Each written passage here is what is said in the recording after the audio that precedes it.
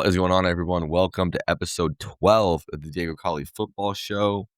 It's Monday morning, October 6th, and I got a lot to talk about, man. A lot to talk about. Eventful NFL Sunday. No more undefeated teams in the league. Eagles go down, Bills go down.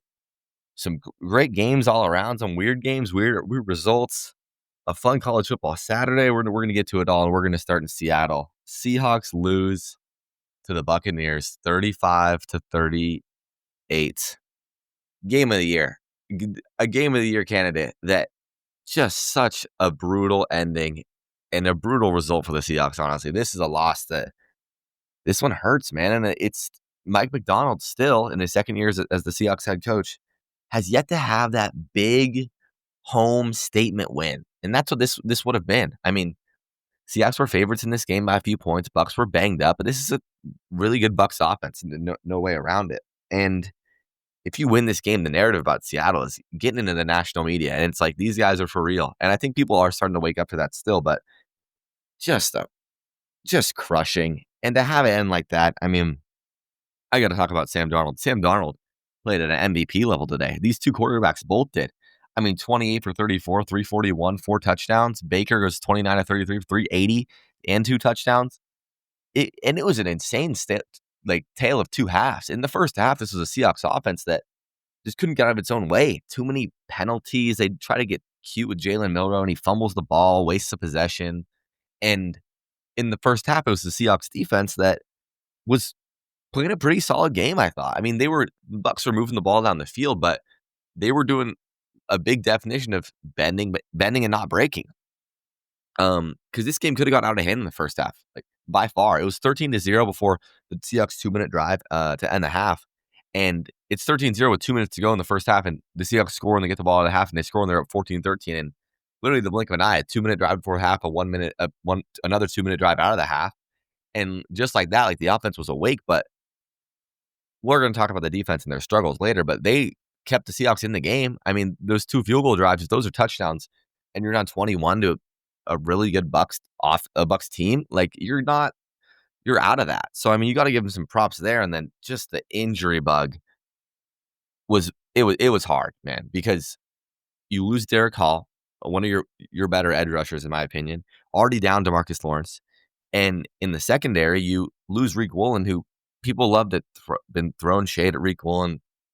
Rightfully so for the most part, I agree. But you saw what happened when he came out of this game.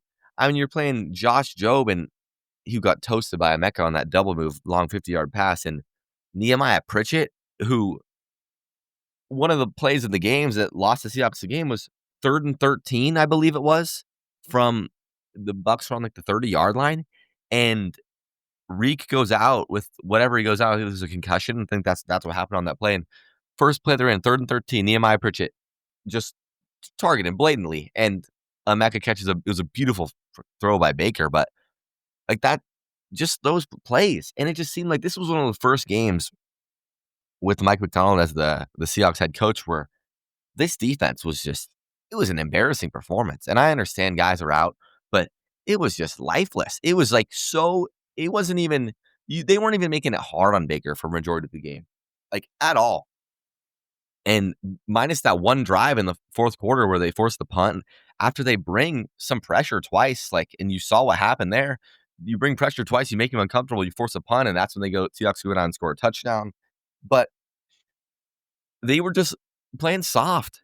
And the Bucks had like the easiest drives of all time, all of them. It's just like chunk play. Even when you get to a third down, no matter what it is, 3rd and 10, 3rd and 15, I was like, they're probably going to get this because they're going to drop back into coverage, and Baker's going to find Emeka over the middle somewhere. He's going to find Sterling Shepard sitting in the zone. And it was just such a lifeless performance by the defense. And it just really pointed out also just the need for a pass rusher. You need to have an alpha guy that can go get you a sack in a big situation, because they don't have that. I feel like they were doing a decent job at getting some pressures like all day, but there was no like big third down here. Let's bring some pressure. They have no semblance of a 4-man pass rush pressure. Leonard Williams is great, but he's not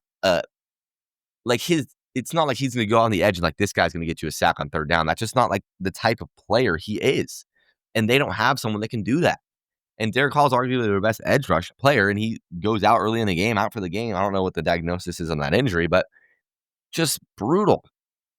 Absolutely brutal. But I want to talk about the Seahawks offense before I get into more of the lowlights of the defense. This was an explosive offense. And there was nothing I saw from this game that I was like, oh, that's fluky. Like, it wasn't like, oh, this is like, we're not going to be able to see this continue to sustain and be effective week to week basis. It was wildly efficient. I mean, 28 of 34, averaging 10 yards per completion per attempt is unbelievable.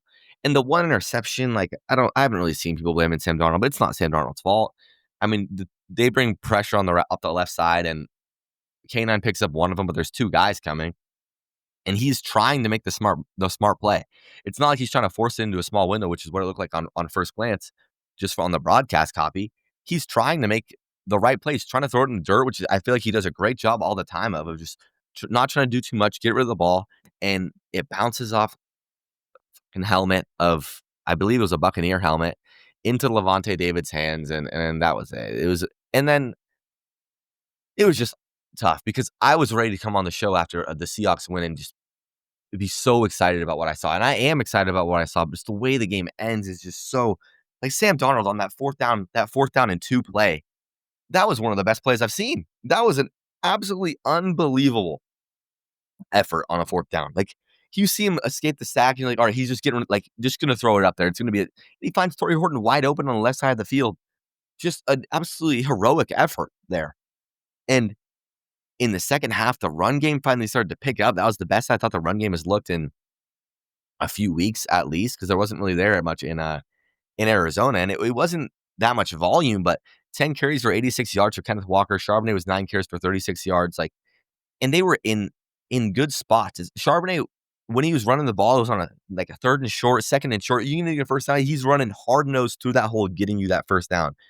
And K9, it was explosive run after explosive run on a first down, set up a second and short, get the first down on a first down and 10. And it was very impressive. And it was really good to see. It was really good to see because this is a really good run defending team in the Buccaneers.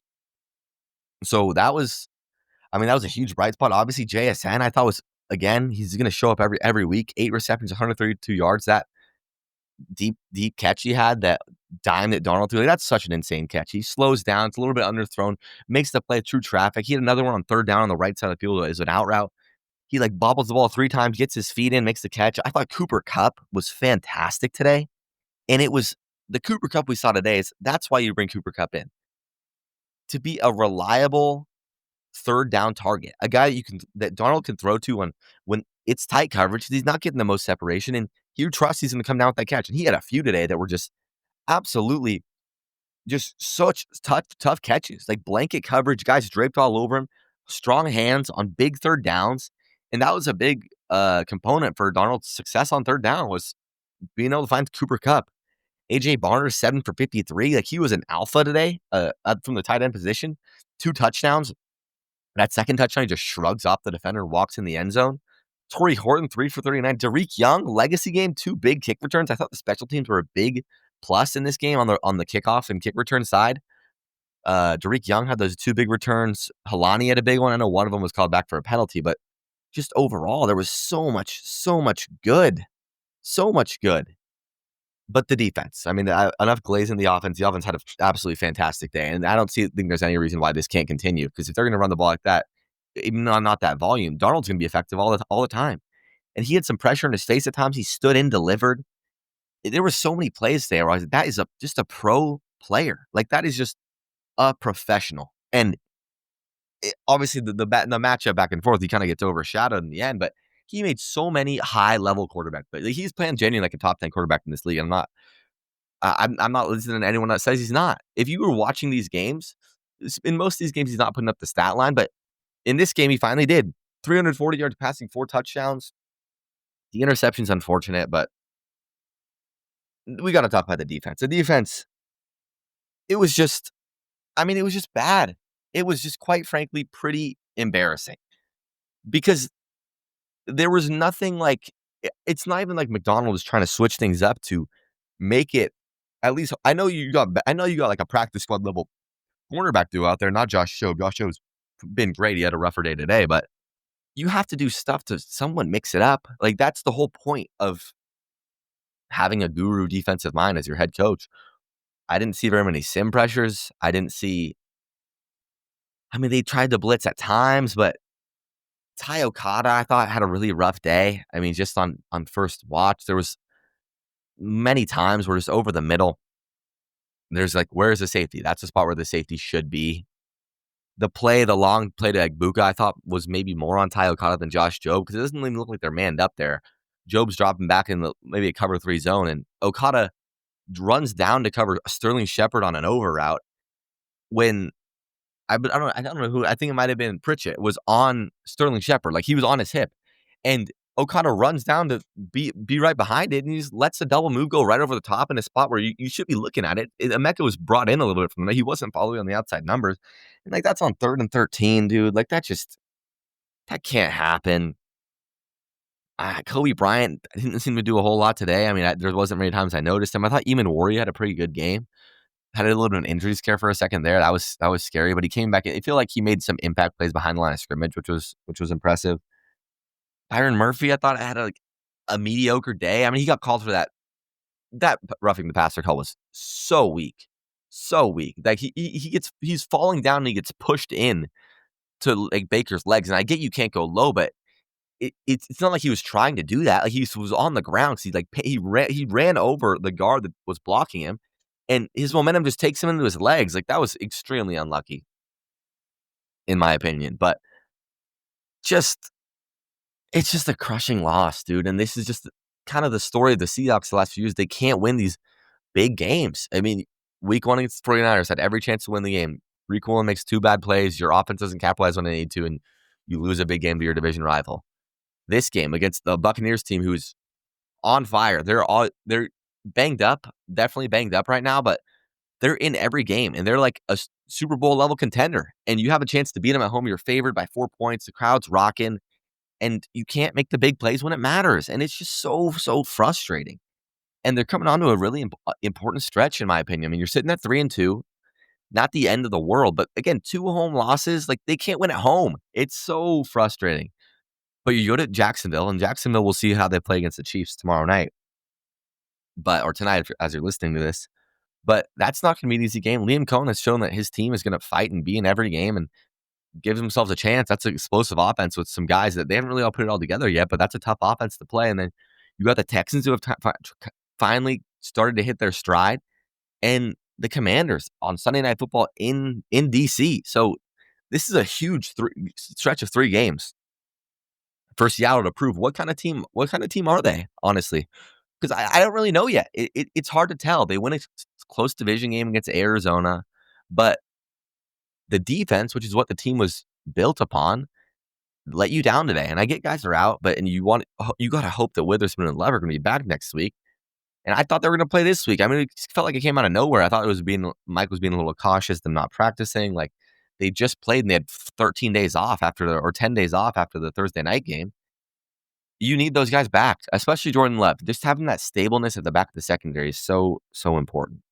But just a disappointing loss. And it was such a great game. The vibes were high. Kevin Harlan was on the call. The uniform match was fantastic.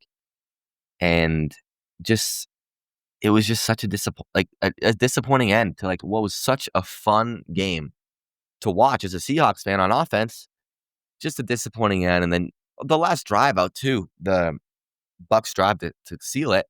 I thought they were going to be aggressive there, try to throw for a first down, and to have them Rachaad White run on 3rd and 7 to get the first down, just did not even get the ball back with a chance to kick a field goal. Just deflating, honestly. But I mean, you saw a lot of good from this team, a lot of good. So theoretically, get the defense healthy and I want to see them put it all together in one game because I feel like we haven't really fully got that yet. And they got a tough test on their hands next week, going all the way across the country. So we'll see how they respond. All right, on to the rest of the slate, and we'll start with Thursday night. What a surprise! I have to say, I'm shocked. I mean, might be one of the more shocking results of the whole NFL season so far to me. 49ers beat the Rams 26-23 in SoFi with, I mean, it's decimated of offensive roster as you can get. No Purdy, no Jawan Jennings, no Ricky Pearsall. Mac Jones out there throwing to Kendrick Bourne and Demarcus Robinson. Kendrick Bourne goes for like 140 yards, I think it was. Yeah, 10 for 140. Like, just absolutely shocking. Like, that's just the word I keep coming to. Mac Jones, 33 of 49, 342 yards, 2 touchdowns. And he was amazing. He was absolutely amazing. And I mean, I gotta take to get off my chest that I've been saying a few times just to my buddies, but I don't think that Brock Purdy wins this game if he's the quarterback of the 49ers with the same receiving situation. Because so much of Mac Jones' success was he was doing exactly what Kyle wanted him to do. Kyle Shanahan, I thought, called it a great game, and he was playing on time. He was getting rid of the ball on the first, second progression. He was getting through it. He was getting rid of the ball when he had to. He wasn't trying to make too much happen. He wasn't trying to make the superhero play. And he just played the game to the perfect game plan, I thought, in all honesty, because Christian McCaffrey was shut down. I mean, 22 carries for 57 yards. He comes in on the receiving end, 8 receptions for 82 yards, but it's not like they were relying on the back of Christian McCaffrey in that run game. It wasn't there. And Mac Jones was getting hit hard. He only gets sacked once, but almost every play, I feel like Verse was in his face, Fisk was in his face, hitting him after the play. And he just kept getting back up. I mean, he has that one moment where I thought he was dead on the field. I thought he was done for the year.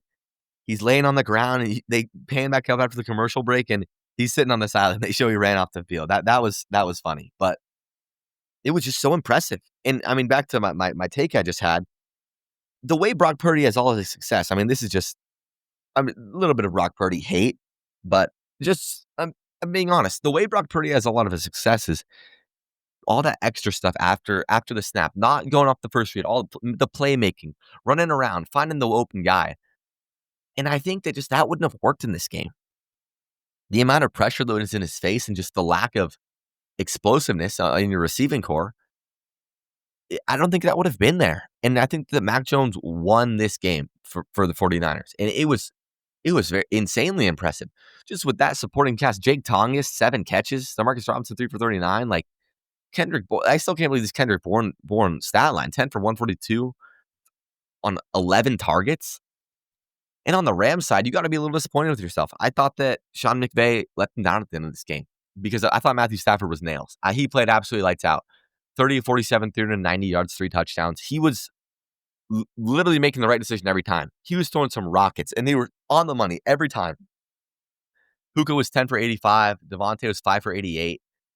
And it felt like every big third down, Stafford was finding the open guy. Like, he was getting rid of it just at the perfect time, just delivering in there, like being a pure gunslinger. And on that last drive, I was disappointed. They get to 4th and 1, obviously in overtime. Niners got the ball first. They went and got 3. Rams get the ball. They score a touchdown. It's over. And you drive all the way down to, they're on like the 15-yard line, I think. And you get to 4th and 1. And I said they should go for it because playing for a tie in the NFL is weak. And realistically, if you kick the field goal there, 2 minutes left, there's a high probability you don't get the ball back. In time expired, either it's a tie or the Niners win it on a field goal. And they go up to the line of scrimmage, and it looks like they're doing that dummy hard count stuff. And I'm like, all right, this is lame. If they're really going to kick this field goal right now. They call timeout. They come back out, and they run a halfback dive to Kyron Williams, and it gets blown up. It gets stuffed. And I just didn't like taking the ball out of your best player's hands, out of your quarterback who's playing an outstanding game. He's throwing for 390 yards. And you take the ball out of his hands when it matters the most, and you lose the game without giving him a shot to win it. At least, I mean, rolling him out. I like rolling him out and getting him on the move to the outside, either find someone in the flat, or I trust him to find someone coming across the field, or even just dropping him back, dude. It felt like he was finding Kyron Williams in the pass game so easily, too, in that game. Devontae Adams with a nice rub route. It opened it up for him. And McVay took it out of his hands. And he said after the game, I apologize to the team because I messed up that call. And I respect that. But it's a pretty crushing loss for the Rams. I mean, followed 3-2. Could have lost last week to the Colts, win that one. Should have won this one, lose it. But it's a really impressive win for the 49ers, who just keep finding ways to win. Probably the most ugly 4-1 team like that I've seen. Like, none of these wins are so super flattering, but they're finding ways to win, and that's all that matters in the NFL. We'll go to the London game now. Cleveland Browns versus the Minnesota Vikings. I missed the first half. This one, it was early over here, 6:30 a.m. kickoff, but I turn it on like there's a football game on. I'm reading all the tweets about Dylan Gabriel balling out. 19 to 33. He played a solid game. 190 yards, 2 touchdowns. He was making the right decisions, I thought. It was nothing crazy, but he was doing his job for the most part. Quinshon Judkins, another good game, 23 for 110. But the weird Jordan Addison situation, he misses a walkthrough. I don't know how you miss a walkthrough in London. I believe it was in London. I don't know when, because I don't think the walkers that early in the week. They probably had it on a Wednesday or Thursday to get there. But I don't know how that happens. Kind of a weird situation. Bench for the first quarter and then ends up catching the game-winning touchdown, which was an outstanding throw by Carson Wentz. And I can only speak for what I watched in the game, which was mainly like the fourth quarter. But that was gutsy from Carson Wentz, dude. That drive was impressive, and I think I got to applaud the ability of Justin Jefferson because it's kind of it's tough sometimes when you have a stud receiver and the backup quarterback comes in. It's like obviously you think that they're going to feed him the ball, but when you see with like the Jake Browning, Jamar Chase situation, Jamar got some action today, but early in that in the last few weeks, like they were struggling to get their guys the ball. I think Jefferson has proved to be a guy that he's going to get his no matter who's the quarterback. If you're like, especially in a situation like this, Carson Wentz was just throwing him to him, and he's making catch after catch, 7 for 123. It's an outstanding line. Addison checks in with 5 for 41. That game-winning touchdown catch was a beautiful route, and it was an absolute dime by Carson Wentz on that little wheel route in between the safety and the corner. It was good, and I think for the Vikings to come out of this overseas trip 1-1 is a good result. You obviously wanted to win both a winnable game last week, but you're fine with that. And with your backup quarterback in who kept you in both games, I mean, obviously didn't have his best stuff against the Steelers, but finds a way to win it. Tough game overseas against good defense in the Cleveland Browns, and it's a good win for Vikings fans. I'm not going to say much about the Browns because I didn't watch the game. I'll have to catch up on the Dylan Gabriel film this week. I'm interested to see how he grades out, how he played. I thought overall it seemed like a positive reception for him, but it's a good win for the Vikings. And I think for the Browns, I think you're fine with the loss. You're happy that there's another guy behind center who can. He's giving you more of a shot than Joe Flacco is at this point in his career. And all respect to Joe Flacco, but it was a rough watch in those last few weeks watching him there. We'll go to the morning slate now. I got to start with the biggest just ugliness of the week. The Las Vegas Raiders are an absolute disaster. 40-6 loss to the Indianapolis Colts. The Pete Carroll and Geno Smith experiment in Vegas might not last the season. At this point, I think it'd be tough to fire Pete, but I mean, he brought in his guy. He's bringing in his guys. He's got Stone Forsythe playing for some reason. He's got Jamal Adams playing on defense. Like, it's kind of inexcusable. And the Geno stuff is just horrible. 9 interceptions through 5 weeks. The last year in Seattle, he threw his picks, but his picks weren't as ugly as these ones. They were like, it felt like so many times he was just trying to do too much, trying to force the throw in there. This one's the second interception he had today.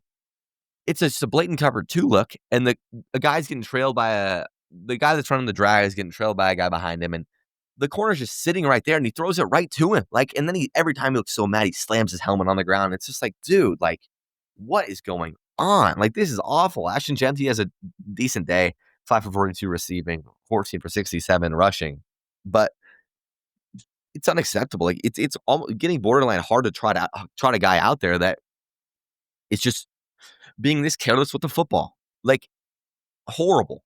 Absolutely unacceptable. I mean, Pete's got to be just like kicking himself because this isn't the Geno we saw. The Geno we saw last year was he was making great throws, and then he was trying to do too much. And in the red zone, he has struggles. This is just bad all around.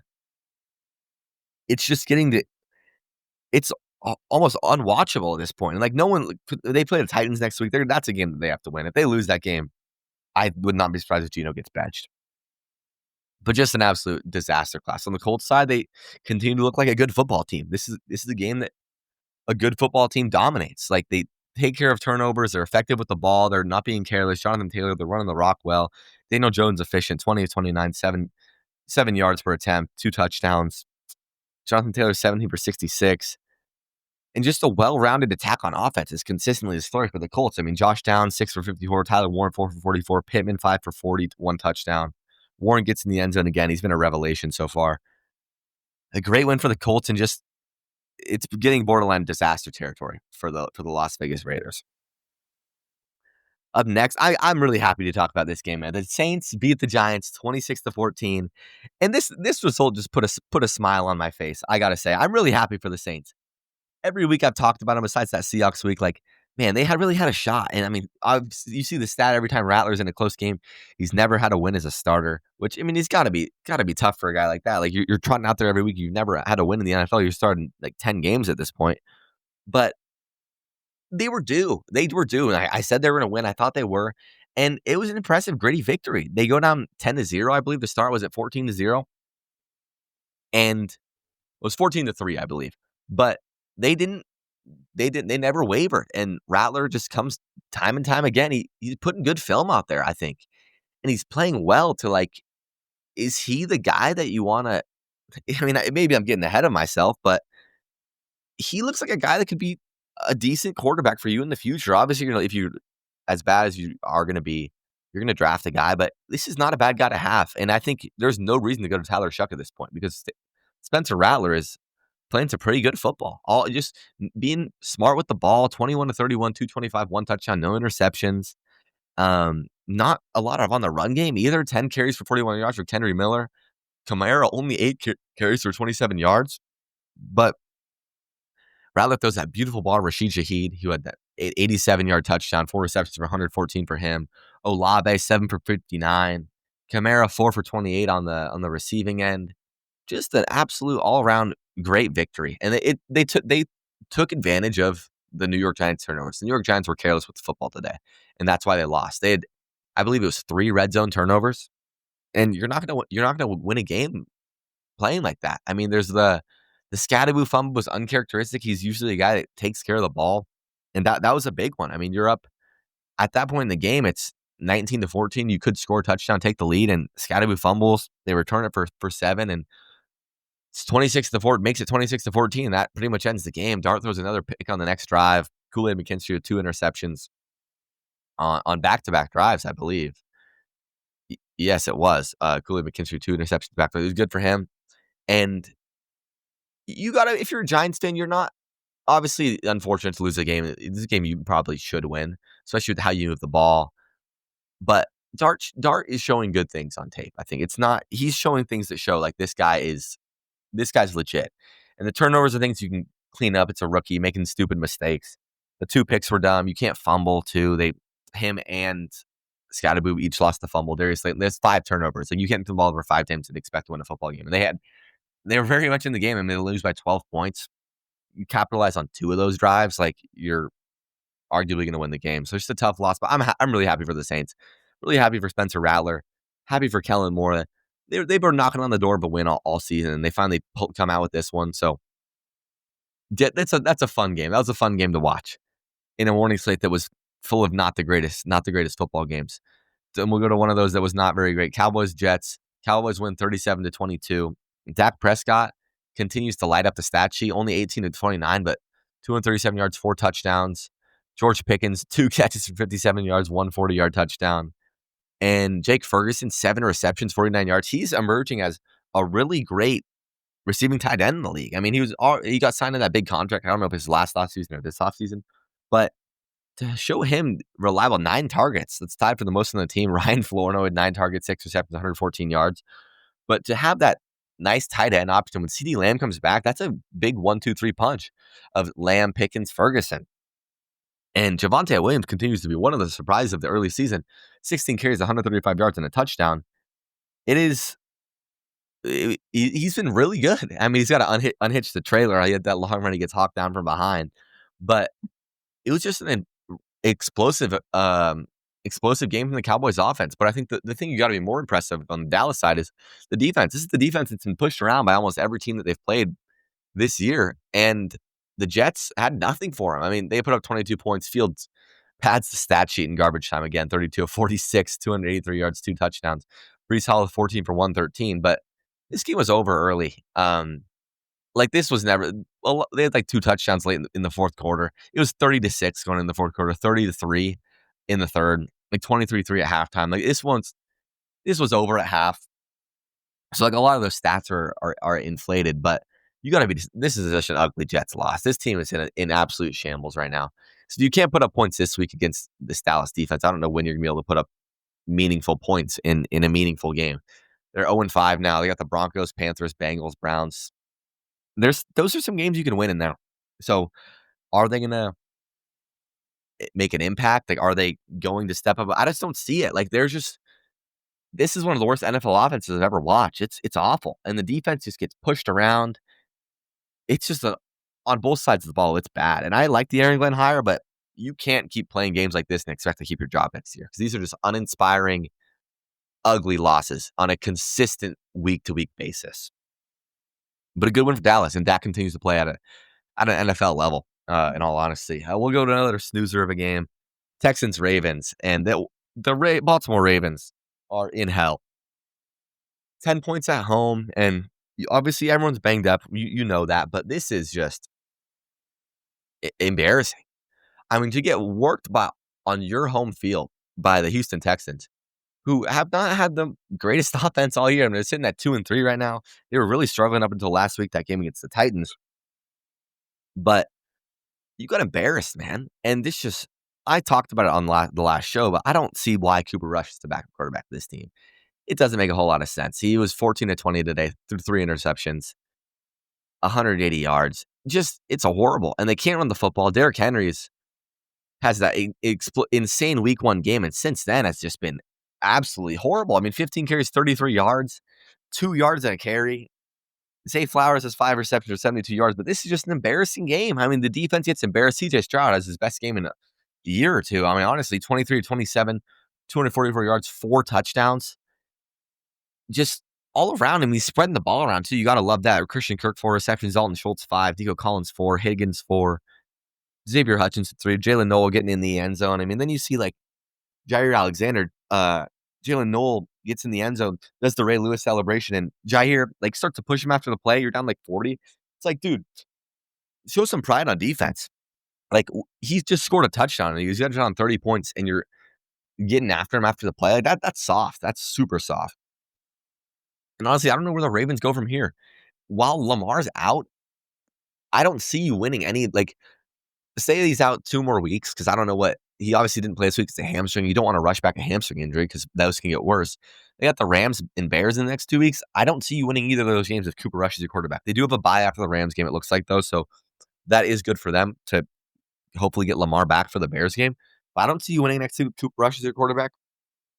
So things are bad. Things are really ugly in Baltimore. And I mean, you're battling injuries, but everyone is at this point, and you got to be able to put on a better performance than this. It's just absolutely. It's getting ugly over there, but it's a great win for the Texans. We talked about it after their 0-3 start. They're going to have to win some of these tough games in this schedule, and then you are facing a banged up team, but that's a good win. And they have a bye week now before they face the Hawks on the road Monday Night Football in 2 weeks. Yeah, 2 weeks for that game. Get them a little healthier. Build on this. If CJ Stroud can build on this effective start, that's what you want to see if you're a Texans fan. But great win for them, and just absolute disaster for the Ravens. Up next, we'll go Dolphins Panthers. Dolphins Panthers, what a surprise of a game. And I gotta say, Bryce Young in the first half, I saw a lot of tweets. He threw that bad interception. It was like, Bryce Young, this is ugly. The experiment might need to be coming to an end. And it doesn't look pretty on the stat sheets. It's only 19-30, 200 yards, but a win in the NFL is a win. And this is another home win for the Panthers. That's both their wins are at home. Rico Dowdle with like the quietest 200-yard rushing game of all time. I mean, maybe I wasn't paying attention, but I looked up. I obviously saw him making some runs, how long run he had, but he had 200 yards on the screen. I'm like, oh my God. 23 carries, 206 yards, a touchdown. Ted McMillan has continued to be absolutely great in year 1. 6 receptions for 73 yards on 8 targets. Xavier Legette, first time I've seen a highlight from him in a while. That nice touchdown catch was a beautiful ball by Bryce Young, who you got to give it to him. He rebounded really well after that early interception. It could have been an ugly game. He could have let that spiral. They're down 17-10 at halftime, and they put up 14 points in the fourth quarter to come back and win this game. It's just It's a gritty win, quite honestly. And on the Miami side, it's just like they had a chance to maybe get a little run going. I mean, they showed some fight against the Bills. They beat the Jets. It's like, all right, you can beat this Panthers team, and just it's a flat out bad loss again. I mean, this running line is absolutely unacceptable. Devon Achane, 10 carries for 16 yards. Tua 1 carry for 5 yards, and Ollie Gordon 3 carries for -2 yards. Their actual running backs had 13 carries for 14 yards. That's got to be one of the worst stats I've seen. That is horrible for an NFL offense. Absolutely unacceptable. Through the air, you got to be happy with what you see from Jalen Waddle, 6 receptions, 110 yards. Darren Waller, again, like this guy retired for 2 years and he comes back and he's just like one of the most effective tight ends in the league. A-Chain, 6 receptions for 30 yards, but just embarrassing. That level of running the football is absolutely embarrassing for an NFL team. Just an atrocious loss for Miami. But I got to say, I'm proud of Bryce Young. Like I said, fought back from the adversity. That's a good win that's a confidence builder. And let's see maybe if he can start putting together some good starts. Because if he doesn't, it's going to be over for him for this season, in my opinion. All right, Broncos Eagles. Another shock of the day. This was one of those games where I was kind of like, I mean, it was like the Eagles were in full control. I mean, 17-3 for a majority of the game, and the Denver Broncos put up 18 points in the fourth quarter to come out and stun these guys out of nowhere. And this is another week in a row where the Philly rushing attack has not been there. I mean, Saquon Barkley only carries the ball 6 times for 30 yards. A.J. Dillon 2 for 12. Jalen Hurts 2 for 3. Like, this is not the Philadelphia Eagles that I know. What is that's awful. And they were the passing attack was better this week. We all saw the reports of Devontae Smith and A.J. Brown. They're both like pissed off with the way the passing offense had been playing out. And Devontae Smith showed you that throwing the ball and he's going to make stuff happen. 8 receptions for 114 yards. He had a few great catches down the field. A.J. Brown 5 for 43. Like, that's better, but still 5 receptions on 8 targets. Dallas Goedert 9 targets, 3 receptions. That's not good. But just this isn't this Eagles team is not fun to watch right now. They're making everything hard on themselves, and when they're not being able to run the ball, things are ugly. When they have to rely on the arm of Jalen Hurts, it's like it's not easy for them. It's like pulling teeth. And I got to give it to Bo Nix, dude. I've been always very critical of Bo Nix, but he comes out and wins this game. I mean, 24-39, 242 yards, 1 touchdown. J.K. Dobbins, 80 yards on the ground. R.J. Harvey, only 4 carries. Cortland Sutton being an alpha in the receiver room, 8 receptions, 99 yards. Troy Franklin, 3 for 35. Evan Ingram, 4 for 33, 1 touchdown. Just like an out-of-nowhere win. Like, I was obviously watching Red Zone, just watching all the games tick, and this game was like coming down to the end during the Seahawks game while the Seahawks game started. And it's like, just like it keep popping in at 17-3, and it's like, all right, this game's like over. And the Eagles' fourth quarter play calling was, quite frankly, pretty pathetic. Well, in just the whole second half, they go out and score on the first drive of the second half to make it 17-3. Like, you think put the game out of reach. Denver punts. The Eagles have a 5-play, 23-yard drive that ends in a punt. Then they have a 3-and-out. Negative 16-yard drive, 3 plays, punt. Then Denver scores to make it 17-10. 3-and-out, negative 6 yards. Then Denver scores again to go up 1 point. 3-and-out, 2 yards. Just can't happen. And there's penalties on all these drives. That's what's driving the negativity. This isn't an Eagles offense that wants to play from behind the sticks. A.J. Brown, false start, 5-yard penalty. Incompletion, sack. Like, that's not the recipe that the Eagles want to play for. On the next drive, 10-yard penalty, holding, 7-yard pass, incompletion, sack, punt. On the next drive, 9-yard pass, 5-yard penalty, 0-yard run, 2-yard pass, 4-yard penalty, punt. And in the last drive, you show some semblance of a fight. You get down to like 30, I believe it was, and incomplete on the sideline. You can argue about that Dallas Goedert pass. I thought it was a flag, but that's not the reason the Eagles lost this game. They lost this game because of the embarrassing offensive effort once again. I mean, the Eagles have a team that's been flirting with a loss for a few weeks now, but that's not the fashion you want to see. You want to see the reigning Super Bowl champs lose on. If you're at home too, just an ugly, ugly loss for Philly. So we'll get on the afternoon slate now. On to the afternoon. We'll start with the most, I'd say, boring game out of the 3. We already talked about the Hawks game. Lions Bengals. It's kind of more of the same from Cincinnati, in all honesty. Jake Browning ends up with 3 touchdowns. He throws 3 interceptions. Like, you can't do that. No ability to run the football. Struggle again. He's their leading rusher with 4 carries for 31 yards. Samaj P. Ryan, 4 for 27. Chase Brown, 8 for 27. They're not even trying at this point. At least he finally got his guys, Jamar Chase, involved, though. You got to say that. 6 receptions for 110 yards, 2 touchdowns. Finally, it's painful out there watching him run and just not get the ball thrown to him, because he's obviously one of the best receivers in the league. Like, you want to see those guys with the ball in their hands. More fun to watch. This is a dominant Lions victory. It got close a little bit at the end. Bengals cut it to like 10, I believe, at one point. But yeah, they cut it to 35-24. But it was never a game after halftime. And the Lions are up 28-3. Just dominant. And it's a dominant Lions victory. I don't really have much to say on either side. David Montgomery, 18 carries, 65 yards. Jahmyr Gibbs, 12 for 54. Amon-Ra does Amon-Ra things, 8 for 100. Sam Laporta, 5 for 92. J-Mo doesn't really check in with much, 1 for 9, but he's kind of the boomer bust guy. He's going to have his deep shot, or he's not going to be super effective for the most part, for most of the games. But Jake, like, they might have to trade for Jameis Winston, in all honesty. They're down to this 3 losses in a row, I believe, and he's just playing losing football. Like, you can't come in as a backup quarterback and be turning the ball over this much. It's just, I'm never going to win any games. You have the weapons to be in games and compete, and he is just throwing them away, throwing them out of games. 3 turnovers is just absolutely unacceptable. I mean, that's honestly like all I have from that standpoint, is you can't win games in the NFL as a backup quarterback if you're coming in just being careless with the ball. And this defense is bad. There's not much good about the Bengals right now. The vibes are low.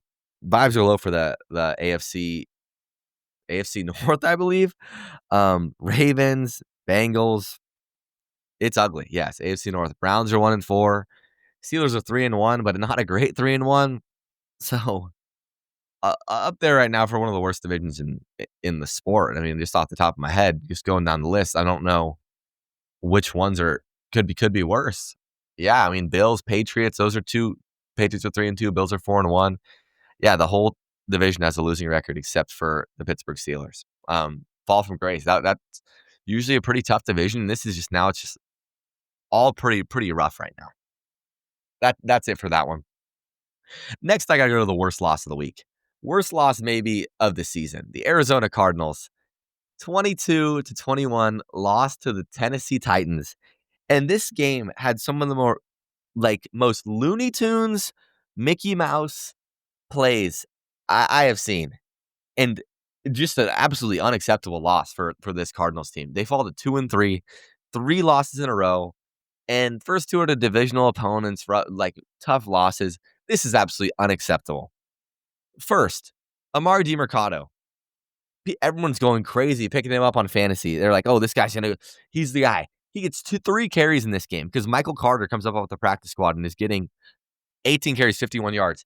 And he breaks a 71-yard run, and there's a guy behind him. So even if you I don't know why people do this. It is the most uncool celebration of all time, like dropping the ball behind you as you run in the end zone. It's not cool at all. And L'Jarius Sneed was on his back. Like, he could have almost punched that out if he didn't drop it through the end zone. He drops it, and at this point, it's like, I believe they were up 21-6. Yeah, 21-6 they were. And you're like, all right, whatever. They're going to win this game. It's the 4th quarter. That was really stupid, but they're probably going to win this game. And Cam Ward, I mean, it wasn't the greatest Cam Ward game of all time. It wasn't even a great game at all, honestly. And I'm not this game was, I can't say, kind of in the back of my mind, because obviously I was watching the Seahawks game, and I was like, all right, the Cardinals are going to beat the Titans. And he leads a touchdown drive. Tony Pollard runs it in for 1 yard. And then the Cardinals punt. And this next play, I didn't see it at first glance, because I was watching the Seahawks game. My roommate's like, oh my God, did you see what just happened? And I see Tyler Lockett with the football in the end zone. I'm like, there is no way Tyler Lockett caught a touchdown in 2025. And they're like, no, he jumped on the ball. And we watched the replay.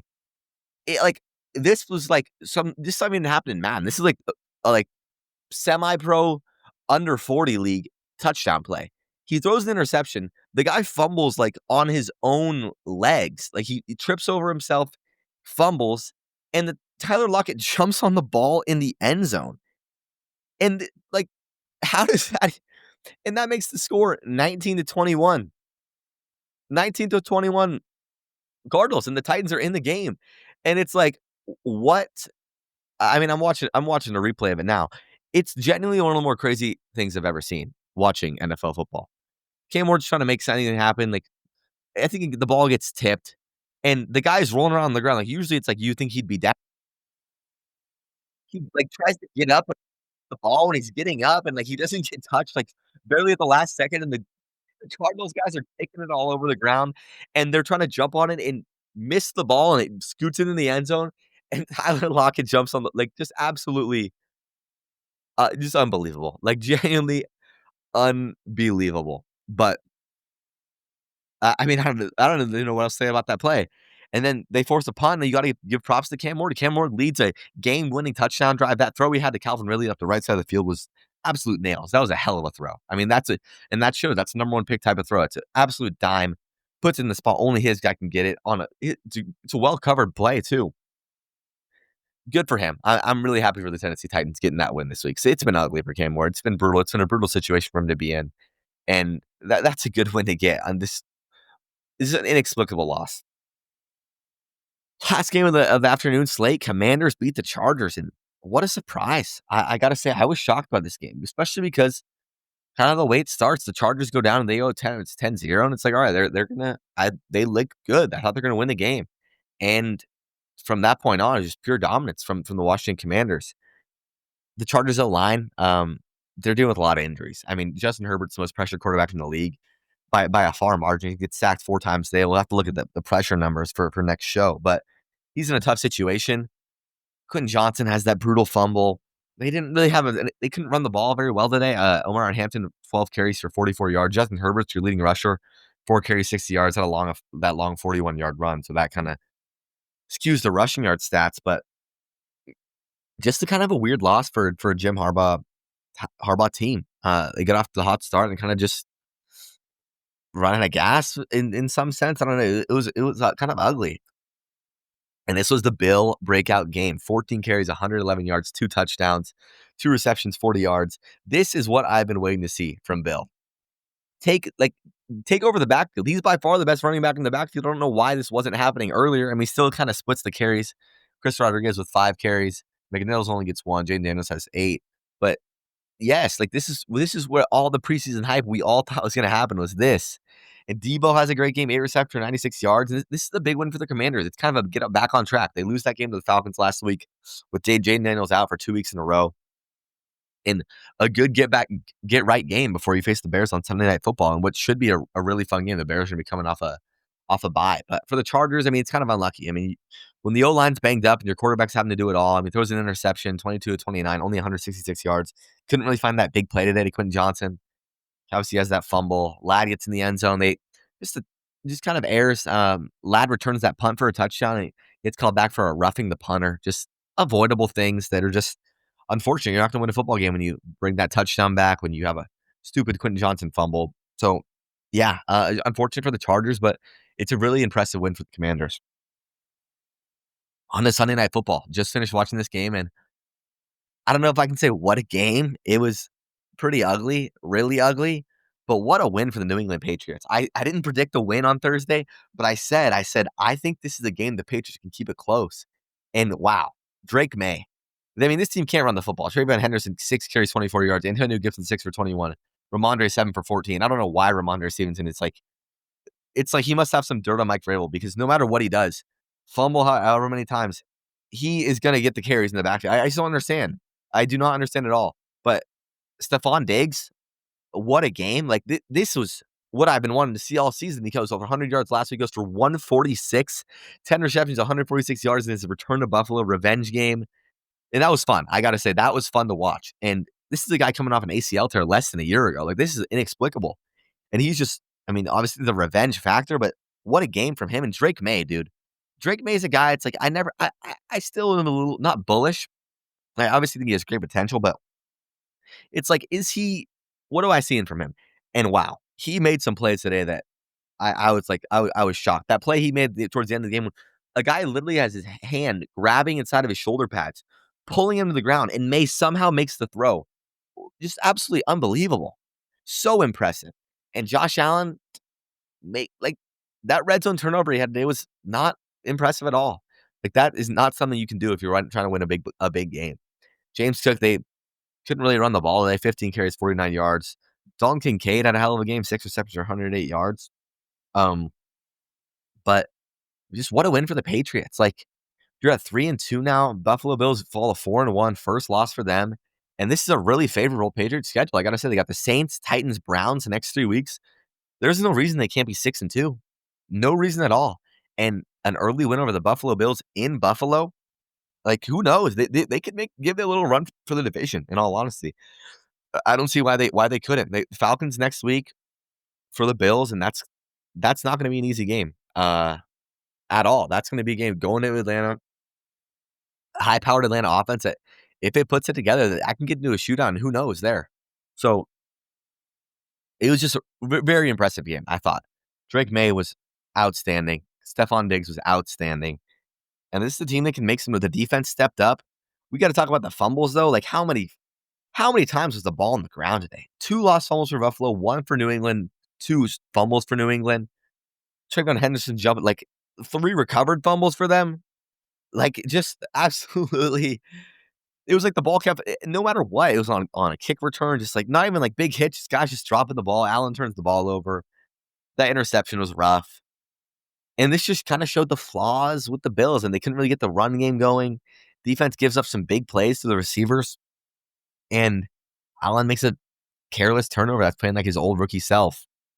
And you lose a divisional game at home that you were by far expected to win. I mean, they're 8-9 point favorites. But one win for the Patriots. I mean, that's fun. That's a fun Sunday night game. And a great cap off to the day.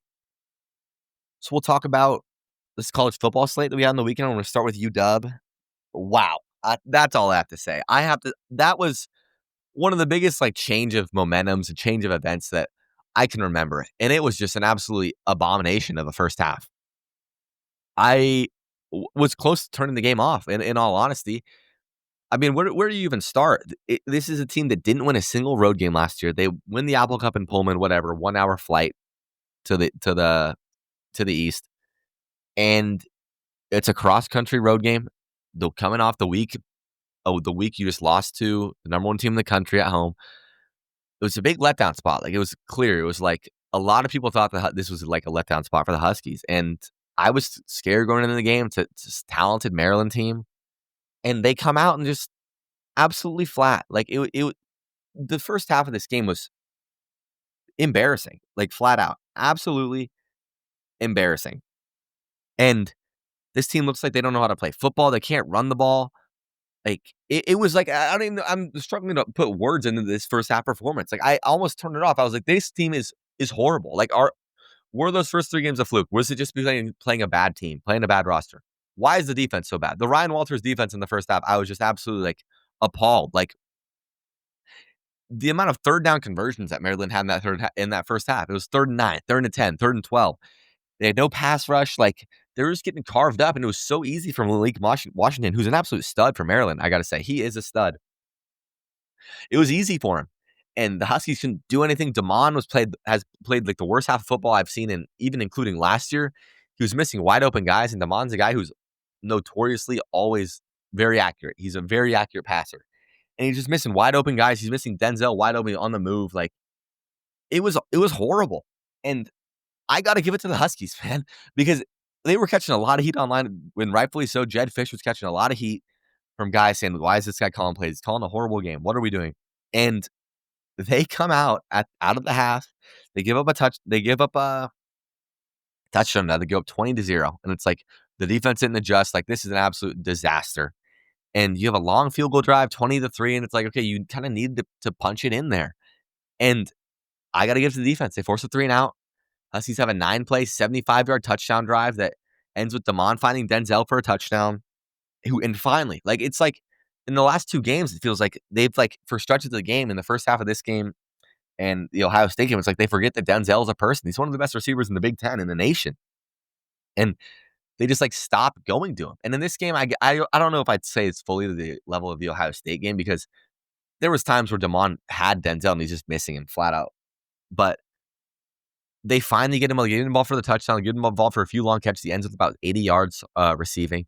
The defense forces another 3 and out, and Damon throws an absolutely beautiful ball to Desmond Roebuck, 34-yard touchdown pass. That was sensational. And Roebuck's a guy who's just slowly starting to come on. He's always in the right spot. The coaches are raving about him. You got to love that. It's a beautiful route, beautiful catch at the back of the end zone. Just that absolute beautiful throw. Like that's the Damon Williams that I have come to expect. And the defense forces another punt. You're only down 3 and 11 play, 80-yard, 5-minute touchdown drive for the Huskies to absolutely seal it. And it was just working the run game, working Denzel. Damon using his legs. Damon ends with around 50 yards rushing. Took some sacks in the first half too. It was just gutsy. And the defense holds on for the stand at the end, including there's a drop there by the Maryland receiver. But you got to give it up to these guys. This was a big, I mean, they're 5-point favorites on the road. I didn't really understand that. This was a huge letdown spot. Maryland's a stacked team. Their stands were packed. Their fans were loud. They were excited for this game. And they came out hot. And last year's Husky team would have folded over and they would have lost this game by 30 points. And they would have came out of halftime flat. But you have to applaud their fight. And I don't know what to expect with this Husky team. Yeah, like that was one of the worst halves of football I've ever seen in that first half. And then they come out and just look like one of the just like a dominant force. Defense looks dominant, offense looks dominant, and it's just so bipolar. And they got a quick turnaround Friday night game against Rutgers coming up. You want to take care of business there. Then you got Michigan and Illinois. But I mean, this game was the big turn of events. I was just so down on the team. I was so frustrated because I was like, I had such high expectations for this team. They come out in the second half and they do that. It was awesome. It was absolutely awesome to see the momentum build and them continue to build, get big stops. The defense gets big stops. The offense making big plays. Damon using his legs. It was awesome. So that's a game that just made me happy after the lowest of the lows that put me in the first half. But you got to be good for them. You got to give it up to Jed Fish. Whatever happened at halftime, whatever he told them, you got to give it up for him getting his team ready and having his team not give up and come out to win a gritty Big Ten game on the road. His first Big Ten road victory. Few other big storylines for the week on the college side. I got to talk about Penn State. Penn State, UCLA. What a win for UCLA. They had not had a lead the entire year. They had not led a single game. And they come out and just shock Penn State. It was a great all-around performance. James Franklin's lost 2 games in a row now, and now Penn State's in a spot where they got to win out. And they still have games against Ohio State. They still have a game against Indiana in back-to-back weeks. Those are coming up, and just what a disaster for James Franklin. The Oregon loss is understandable. One of the best teams in the country. Lost to them at home, a game you could have won, went to overtime. But to lose this game to this UCLA team who new head coach, new offensive coordinator, new defensive coordinator, they've just been horrible all year. Hadn't led versus lose to Northwestern, lose to New Mexico, lose to UNLV. Horrible. And to absolutely shock Penn State at home was fun. That was one of the more fun things to see the whole weekend. I was loving all the videos. Jerry Neuheisel, the offensive coordinator, son of Rick Neuheisel. I was loving all the content. Rick watching in the studio, cheering every time something would happen. That was awesome. And then Jerry gets carried off on the shoulders of his players. That was really cool to see. And you got to be happy for UCLA. They're in a disaster of a season. Like literally, Jerry was talking about how he had never called plays before. He was just like saying the plays out loud, and sometimes he'd realize the mic was up. He didn't realize that's just what you love about college football, dude. Like these guys are all playing for something, and it was awesome. And they get off to a quick early lead. They're ahead 27-7 at halftime, and then Penn State scored 2 touchdowns quick. All right, here it goes. But UCLA never quit, and that fourth quarter was nails. They had a few big touchdown drives. They get a few stops at the end. The defense gets a stop at the end. Just gritty, just super fun. That red zone stop to practically seal it. That's awesome. But a big woof for Penn State, unranked now, and they have a tall task. And now the number 1 and number 2 ranked preseason teams are not ranked. And we'll talk about the formerly number 1 ranked team now, the Texas Longhorns. I think I'm done with Arch Manning. I don't see it. Like there's so much bad and there's just not enough good there. Like 16-29, 2 touchdowns, 2 interceptions, 15 carries, 37 yards on the ground. They can't run the ball. Wisner's 8 carries for 11 yards. Just embarrassing, quite frankly. Embarrassing. And I had a bad feeling about this game going into it. If I was a Texas fan, I would have, because the last time we saw Arch Manning against a good defense was that week 1 game against Ohio State, and he failed that test. And then you have a few bad teams you play, and he didn't look fantastic. And he comes out against another good Florida team on the road, hostile environment, and blows it up again. And this Texas team is not going to get anywhere if with Arch Manning at quarterback right now. You got the Red River rivalry this week. I don't think Mateer's playing, hosting, or I think it's the neutral site game. But I mean, that's a game theoretically you think Texas is opened up as the favorite right now, -2.5 because of no John Mateer. But I'm not going to buy it with Arch Manning until I see him play good against a good defense. And it's just so shocking. He has been horrible. Like, he has been awful. And there's no excuse for that. Sark loses another big game. He's a really poor record in big games at Texas. I mean, just absolutely unacceptable. And the defense is getting pushed around. The defense is supposed to be one of the best defenses in college football. And DJ Lagway puts up his best performance of the year. Good for him. 21-28, 2 touchdowns, 300 yards passing. Getting ran all over. Jaden Baugh, 27 carries, 107 yards. Just, this was not, I wasn't as shocked with this, but I was surprised that Texas came out and laid this big of an egg, quite frankly. But yeah, Arch, Drew Aller, 2 guys that I don't see it in at all right now. Not at all. Last game, real quick, just Alabama Vanderbilt. You got to give props to Alabama. This is 2 big wins in a row. This doesn't really change how I feel about Vanderbilt. I think this game's closer than the scoreboard showed. They had multiple opportunities. Diego Pavia doesn't fumble in the red zone. Vanderbilt has a chance to go up 14-0 or even 10-0. And who knows what happens then. I thought they showed fight. They're a good team sitting at 5-1 now, 1-0 in the SEC, but big props to Alabama. This was an impressive win. Like, an impressive win against a really good Vanderbilt team. And the gauntlet continues. You got at Missouri this week, which I think the toughest game of this 4-game stretch, because you host Tennessee next week. Or toughest after that Georgia game. But that's going to be a hell of a game, I think. The Missouri run game is really, really good. We'll talk about that game more on Thursday, but I'm looking forward to that. And you got to give props to Kalen DeBoer and Ryan Grubb. They've bounced back after that disaster of the week 1 debacle against Florida State. And speaking of Florida State, that's a rough loss. And they ended up losing 22-28, but they dug themselves in way too big of a hole earlier. It's 28-3, and somehow towards the end of the game they end up making it close. But this game, this was over. Over a half, honestly. It's 14-3. Miami goes down, scores 21-3. Throws an interception, touchdown, punt. Just, I was a little disappointed, honestly. I expected a little more fight, or especially early in the game. They go down and get a long 70-yard field goal drive. It's like, all right, like they're here. And from that point on, I mean, they didn't score until after the opening drive touchdown. They didn't score their first drive in the fourth quarter. So almost, I mean, I don't know how many minutes is that. 40 minutes of game time. That can't happen. You had the home environment on your side, and Miami's legit. Miami is actually very legit. They're arguably the best team in the country. Carson Beck plays well again, 20-27, 4 touchdowns, 240 yards passing. Didn't do a lot on this was just a well-rounded game, and in the trenches, they were all over Florida State. Castellanos couldn't really do much to the year. I mean, ends up putting a lot of stats up towards the end of the game at 25 of 45, 272, 2 touchdowns, but those 2 picks. And just disappointed in Florida State. This is a team that ranked number 25 now, like that huge win at the start of the season. This is 2 back-to-back losses, lose to Virginia, lose to Miami, and 2-2 in the ACC now. So any chances to compete in that conference are officially gone if Miami goes to 1-0, their first win in conference play. But Miami's super legit, and a disappointing loss for FSU. But yeah, super fun weekend. Brutal Seahawks loss. Just trying to think of any other thoughts in that game.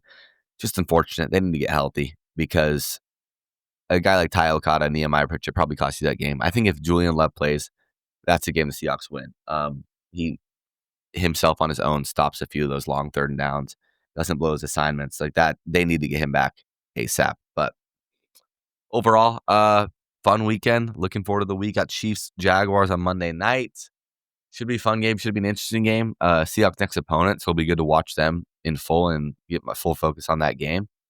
But yeah, if you made it this far, thank you so much for listening. Hope you enjoyed the show. And if you enjoyed it, give it a download, share it with a friend, and I'll see you guys on Thursday.